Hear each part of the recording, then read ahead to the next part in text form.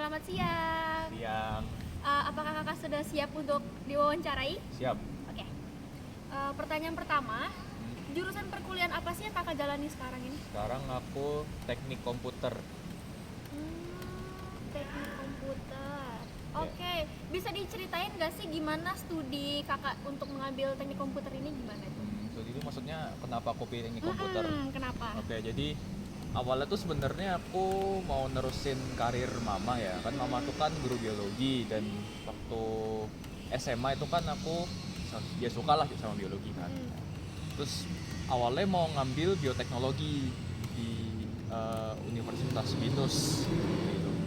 Tapi karena waktu itu kan masih zaman-zamannya pandemi masih tinggi banget ya, dan itu syarat untuk bioteknologi itu harus tes buta warna langsung dari dokter kan. Tapi masalahnya nggak ada dokter yang bersedia. Kalaupun bersedia itu biayanya cukup, ya harus nambah lagi gitu kan. Dan kebetulan dapat informasi UMN teknik komputer gitu kan. Nah, ada beasiswa juga waktu itu, dan sewaktu itu aku sama mama tuh pikir kedepannya kan pasti yang namanya komputer kan makin canggih ya. Nah, pasti kan butuh tuh, kayaknya prospek kerjanya atau lapangan kerjanya bakal luas nih gitu. Akhirnya pilihlah aku di teknik komputer.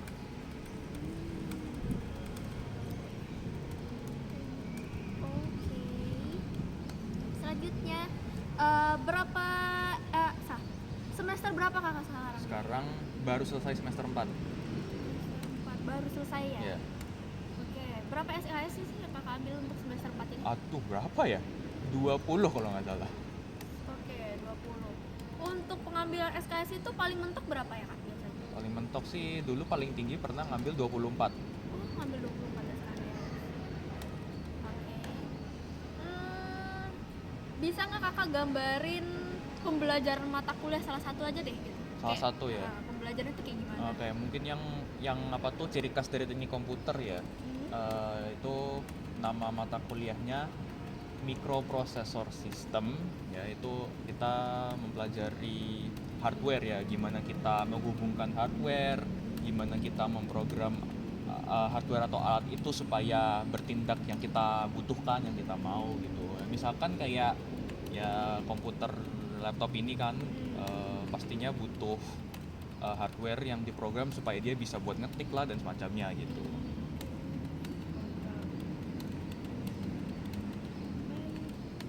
Selanjutnya, hmm, apa tujuan yang ingin kamu capai setelah mengikuti perkuliahan ini? Tujuan yang ingin aku capai ya, yang pasti pertama lulus lah ya. Ya, yang pertama Ya. lulus. Yang kedua dapat pekerjaan yang sesuai dan layak gitu dengan jurusannya.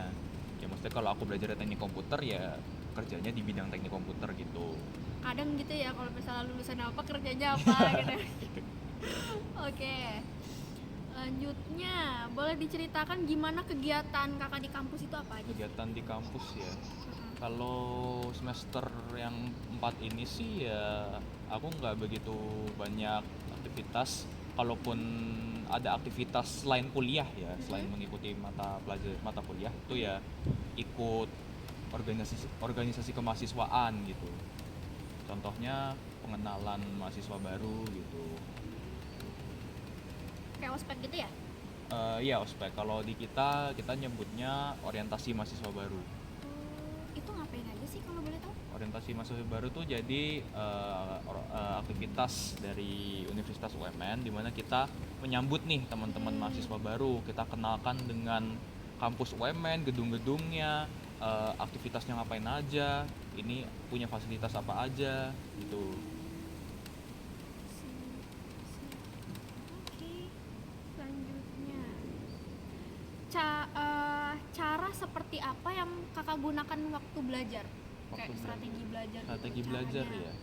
Pas belajar apa sih yang dilakukan? Mungkin dimulai dari misalkan aku lagi dalam kelas mata kuliah A nih misalkan. Nah, yang pastinya kalau belajar tuh kan pasti butuh persiapan ya.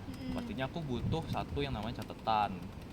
Nah, entah itu catatan dari dosen yang di dalam bentuk slide, atau mungkin aku nyatat sendiri yang dari papan tulis gitu. Karena ya kalau nggak ada catatan atau modul gitu kan ya Soal gimana belajar. gitu kan ya. Nah, itu kalau untuk persiapannya. Tapi kalau untuk strategi belajarku, aku sih lebih ke mempelajari soal-soal tahun lalu atau soal sebelumnya gitu, karena kan pasti punya ciri khas ya yang mirip-mirip Iya. gitu gitu.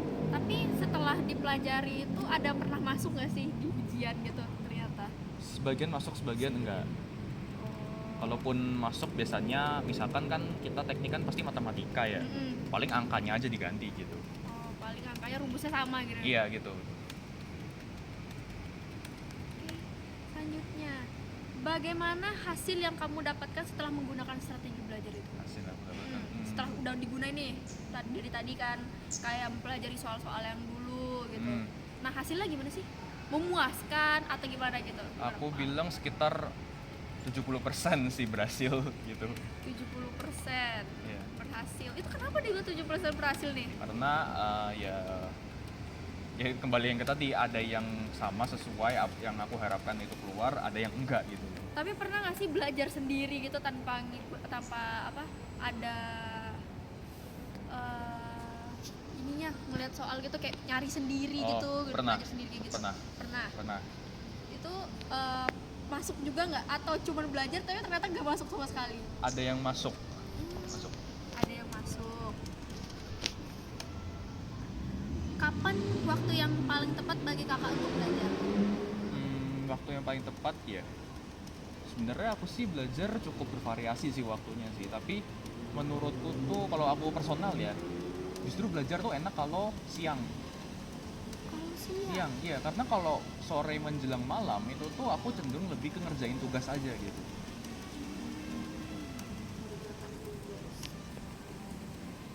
Tapi kenapa kakak nggak belajar pas pagi kak, kayak subuh biasa kan orang-orang kan belajarnya subuh gitu ya biar langsung masuk otak ya kan?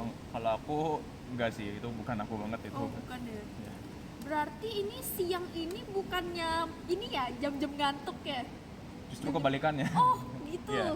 Wow keren ya. Iya. Oke.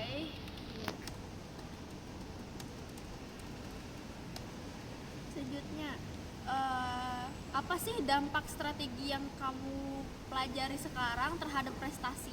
Prestasi ya. Terhadap prestasi. Strategi belajar ya. Sebenarnya sih aku dengan belajar gini sih, ini bicara nilai kah atau Bicara nilai nilai ya? prestasi. Sebenarnya untuk cara belajarku yang ini, beberapa mata kuliah sesuai harapan nilai hasilnya dan beberapa masih kurang gitu alhamdulillah. Gitu aja. Itu masih kurang itu karena apa sih? Apakah gara-gara strategi belajar udah dicoba tapi gagal atau ada hal lain, faktor lain? Satu itu strategi belajarnya gagal, yang kedua tingkat kesulitan dari mata kuliah itu. Kesulitannya. Ya. Gimana cara nanggulangi kesulitan belajar itu? Kesulitan belajar ya, biasanya sih aku minta tolong sama senior atau kakak tingkat, aku bilangnya gitu, karena kan kebetulan kakak tingkatku memang salah satu aktivitas mereka kan juga mengajari adik tingkat ya. Jadi kalau memang aku ada yang kesusahan tuh atau aku tanya mereka gitu. Tapi efektif. Efektif. Oke, selanjutnya kakak bisa ceritakan bukan kakak bisa kasih tahu nggak kekurangan dari strategi belajar? Kekurangan dari strategi belajarku ya, masih terlalu gimana ya bilangnya, konvensional gitu. Kayak apa tuh, cenderung ibaratnya tuh jatuhnya seperti baca buku ngafal gitu. Jadi nanti kalau setelah udah selesai baca buku ngafal, habis itu setelah ujian itu lupa lagi kayak? Iya gitu. Gitu. Langsung Bener. lupa lagi. Iya betul. Tapi pernah gak sih kayak bener-bener ngedalamin akhirnya jadi keinget terus? Pernah, gitu? ada. Pernah. Sampai sekarang masih ada satu juga yang masih ingat. Ada masih ada. Itu apa tuh, boleh tahu? Namanya nama mata kuliahnya nggak apa? Boleh. Rangkaian listrik. Rangkaian listrik kayaknya susah ya kedengarannya ya. Itu rangkaian listrik kenapa bisa diinget banget, itu apa tuh yang bikin jadi nyantol banget ke otak? Karena aku kan sebenarnya lebih sangat tertarik sama fisika ya gitu kan, dan kebetulan mata kuliah teknik komputer tuh ternyata masih ada fisikanya gitu kan, jadi masih ingat aku sampai sekarang gitu. Dan kenapa aku masih ingat, karena nanti semester kedepannya aku mengambil ini ASLab atau asisten lab gitu. Jadi aku yang mengajari mata kuliah tersebut ke adik tingkat di kelas laboratoriumnya. Tingkat di Kelas laboratoriumnya. wow, keren ya. Udah berpikir ke depan itu langsung jadi aslab ya. Ini jarang-jarang loh cowok suka sama fisika gitu. Kayak, hah, seriusan lu suka fisika gitu. Bukannya itu bikin lu deg-der gitu. Karena yang paling gampang dipahamin itu. Paling gampang dipahami. Iya. Cukup tahu ya. Seriusan gitu. Oke, gini. Kelebihan strategi pembelajaran kamu itu apa? Kelebihan strategi pembelajarannya ya. Kelebihan strategi pembelajaranku sih lebih mudah kalau aku mau ngajarin ke orang lain gitu. Jadi misalkan aku mau ngajarin ke adik tingkat, karena tadi yang aku bilang aku dengan tipe yang mau pelajari soal tahun lalu, ya otomatis kan aku menguasainya dari situ tuh. Bisa nih aku kasih tahu ke adik tingkat gitu. Tapi udah pernah nerapin beberapa kali ke adik tingkat Pernah. cara ngajarnya? Pernah, aku semester 4 ini kan aku dapat mata kuliah lanjutan fisika gitu kan ya. Nah, kebetulan di hari itu kelasku udah selesai duluan nih gitu kan. Masih nyantol nih materinya. Aku iseng masuk ke kelas lainnya di mata kuliah yang sama. Jadi, let's say mata kuliah rangkaian listrik, aku kelas A, anak-anak lain kelas B. Kelas A udah selesai duluan, aku iseng masuk ke kelas B. Oke, di situ baru ikut ngajarin gitu. Iya, ngebantuin ngajar. Ikut ngebantuin. Tapi tanggapan dari mereka setelah diajarin gimana sih? Ih, asik ya ternyata. Mereka ikut nerapin atau cuman ya sekedar ini aja Ya, tahu? mirisnya sih mereka kan ya kayak oke-oke aja gitu. Jadi mereka waktu aku bantu ajarin tuh mereka ya seneng aja gitu. Seneng karena terbantu ya. Seneng karena terbantu. Daripada pusing ya kan. Iya. Tapi untuk kayak, Kak aku boleh dong minta lagi strategi kayak gitu? Enggak ya? Enggak. Enggak terlalu gimana tapi Enggak. cukup. Oh gitu gitu. Iya. Oke. Apa yang kakak lakukan jika kakak nggak ngerti pembelajaran di mata kuliah? Itu sama aja sih kayak ini ya. Selain ini deh, selain nanya ke kakak tingkat, selain nyatet, terus selain juga apa tadi ya? Habis nyatet sendiri itu nanya kakak tingkat, oh pelajari soal tahun-tahun lalu. Iya. Apalagi sih? Ada lain? Enggak ada sih. Aku sih itu aja. Cuman itu yang lebih seringnya ya? Iya, itu ya. Oke. Faktor-faktor apa sih yang mempengaruhi kakak belajar bikin strategi ini? Faktornya apa yang mempengaruhi? Jadi pengen bikin strategi. Biasa kan ada orang yang cuma belajar kayak SK apa? Belajar nyebut semalam ya? Iya. Nah, itu kan kayak udah gituin aja lah, belajar aja dong. Jadi kayak nggak ada motivasinya segala macam gitu. Ini yang mempengaruhi kayak bikin strategi itu apa? Sebenarnya sih karena ini ada faktor dari dalam diri ya. Karena kan mamaku guru nih. Seolah-olah tuh kayak sifat gurunya tuh turun ke anaknya gitu loh. Suka ngajar gitu.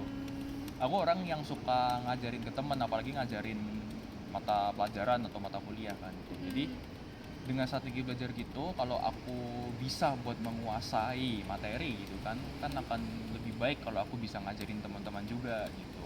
Lebih lagi nanti jadi aslab kan harus bisa ngajarin gitu. Terus juga kalau ngajarin juga harus bisa mudah dipahami juga. Betul. Kan sesuai dengan usia kan gitu. Karena aku kalau belajar itu kadang aku suka buat arti sendiri gitu. Suka mengartikan materi itu sendiri. Misalkan ada rumus A yang cukup kompleks nih, tapi aku bisa lihat semacam pattern atau melihat itu dengan cara yang berbeda. Itu bisa aku aplikasikan gitu. Ini ya sudah sangat ahli ya untuk udah siap lah berarti ya sekarang mulai belajar ya.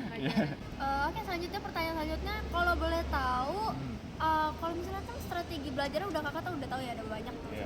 Kalau misalnya itu gagal, kakak punya plan A, plan B, plan C gak sih untuk menanggulangi kegagalan gitu? Sih jujur aku nggak punya ya, tapi kalau misalkan memang semua itu nggak bisa ya apalah yang ada di otakku aku tuangkan aja lah gitu, senyambung-nyambungnya gitu. Setidaknya ketika kita menjawab soal gitu jangan sampai kosong lah kertasnya gitu kan. Mungkin dosen masih mau berbaik hati gitu kan. ini ya nilai kasihan Iya. ya, nilai kasihan karena tulisannya banyak banget Iya, gitu. atau upah nulis gitu. Tapi pernah nggak kayak gitu? Pernah. Oh, pernah. Pernah. Dan sangat kebantu. Dan sangat membantu. Ya, nilainya ngepas. Nilainya ngepas juga. Iya. Wow, keren ya. Oke, selanjutnya nih, pertanyaan terakhir. Kalau boleh tahu sih, kakak boleh nggak sih ceritain Aslab itu selain ngajarin tuh ngapain aja sih? Jadi Aslab ya, kalau secara general lihat ya, Aslab itu kan yang ngajar di kelas laboratorium. Tapi bagiku nggak bisa gitu aja gitu loh. Aslab itu ngajar plus bertanggung jawab. Anak-anaknya ngerti nggak nih? Gitu. Kita nyampein materi udah bener belum nih gitu kan. Nah, yang pasti Aslab kan juga ngasih tugas dan pasti memeriksa tugas kan. Kalau ngasih tugas ya maksudnya disampaikan yang bener, anak-anak itu mesti ngapain gitu kan. Tugasnya suruh A B C D E, jangan cuma nih tugas dah, itu kan ya nggak bener kan namanya. Dan sewaktu meriksa tugas nggak boleh yang namanya favoritism bahasa Inggrisnya, atau subjektif lah, kayak oh anak yang ini bagus, oh anak ini jelek aja, anak yang ini anaknya baik nih bagus kan, gitu kan nggak boleh. Harus sesuai dengan pengerjaan tugasnya. Betul, Ya? objektif, harus objektif. Oke, terima kasih banyak kakak Oke, atas sama-sama. ketersediaannya sudah Sama-sama. menjawab pertanyaan selama 15 menit ini. Iya. Oke, terima kasih kak. Oke.